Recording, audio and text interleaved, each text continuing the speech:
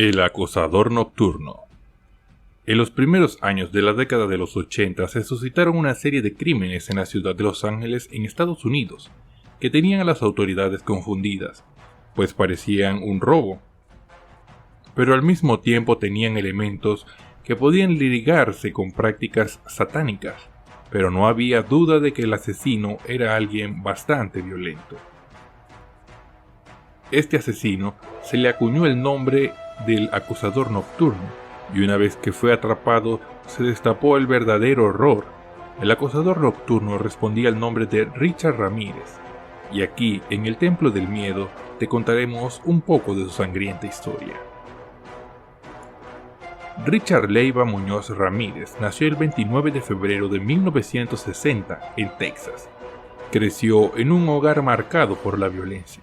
Su padre, un ex policía de la ciudad de Juárez, en México, acostumbraba a golpearlo hasta cansarse, y su primo, un veterano de la guerra de Vietnam, propició su insensibilidad al mostrarle imágenes de violaciones, torturas y asesinatos que el ejército estadounidense cometió en territorio asiático.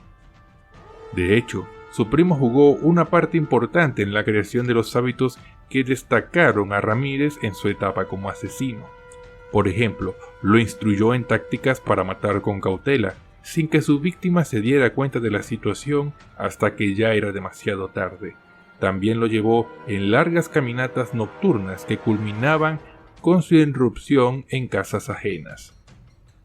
Durante su adolescencia, Richard, como le decían sus amigos, se convirtió en un delincuente menor, consumidor habitual de LSD, amante de la violencia sexual y ferviente creyente del satanismo. Su carrera criminal fue aumentando con el tiempo y pasó de cometer pequeños robos en habitaciones de hotel a intentar violar a una mujer. A los 22 años se mudó a California. Con solo 2 años en el estado costero, Richard Ramírez comenzó su racha asesina. Primero secuestró y mató a una niña de 9 años, a la que engañó para llevarla al sótano de un edificio de departamentos. Al no enfrentar ningún cargo por el delito, que pudo atribuírsele sino hasta 2009 gracias a una prueba de ADN, el hombre perfeccionó sus métodos. Entre junio de 1984 y agosto de 1985, Ramírez asesinó a 13 personas. Lo hizo siguiendo un modus operandi preciso. Seguía a sus víctimas por poco tiempo, no marcaba un patrón claro entre ellas y variaba en las escenas para despistar a la policía. A veces dibujaba símbolos satánicos en las paredes, en otras ocasiones robaba pertenencias de sus víctimas para que las investigaciones se centraran en un robo. Incluso hubo casos en los que se salía de casa por las noches e encontraba a sus potenciales víctimas, mujeres por lo regular, y cuando las atacaba se detenía antes de terminar con sus vidas. Al encontrar que la mayoría de los asesinatos sin resolver en Los Ángeles compartían ciertas similitudes, como la irrupción en casas por la noche, se comenzó a hablar de un asesino serial. Los diarios de la época se encargaron de que la sociedad supiera sus actos y comenzaran a tomar precauciones. El temor por el acosador nocturno era cada vez más grande. La noche del 24 de agosto de 1985, Richard Ramírez entró a la casa de Inez Erickson y su prometido Bill Carnes. El ruido de 3 disparos despertó a la mujer, quien encontró al hombre que amaba rodeado por sangre y a un desconocido apuntándole con un arma. Durante las siguientes horas, Inez fue una presa más del acosador nocturno. Fue golpeada, robada, drogada y violada. Al finalizar la noche, Ramírez salió de la casa, lo que permitió que Erickson pudiera escapar y pedir ayuda.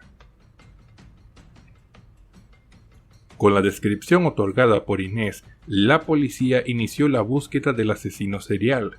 Gracias a esto se pudo encontrar uno de los vehículos que Ramírez había robado para cometer sus crímenes y así recuperar una huella digital. Eso permitió que el acosador nocturno tuviera rostro y nombre por primera vez. El 31 de agosto, el hombre fue detenido después de que intentó robar el auto de un matrimonio en Boyle Heights, en California. Tras un largo interrogatorio, Richard confesó sus crímenes. No sentía culpa ni pena, por el contrario, estaba orgulloso. El 20 de septiembre de 1989, Richard Ramírez fue encontrado culpable de 13 asesinatos, 5 intentos de homicidio, 11 violaciones y 14 robos calificados. La pena dictada por un jurado atemorizado llevaría al criminal a la cámara de gases. Gran cosa, la muerte siempre viene con el territorio, los veo en Disneylandia, dijo tras enterarse de su destino. Sin embargo, Richard Ramírez no murió por órdenes judiciales. En junio de 2013, con más de 20 años de condena, el sujeto falleció a causa de linfomas de célula B.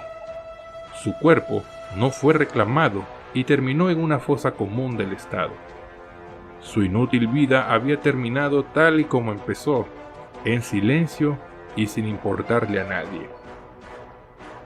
Algo que hay que destacar de este asesino es que a pesar de la violencia y salvajismo de sus crímenes, fue considerado una especie de sex symbol turbio por muchas mujeres, las cuales asistían a sus juicios deseosas de ver a este cruel hombre.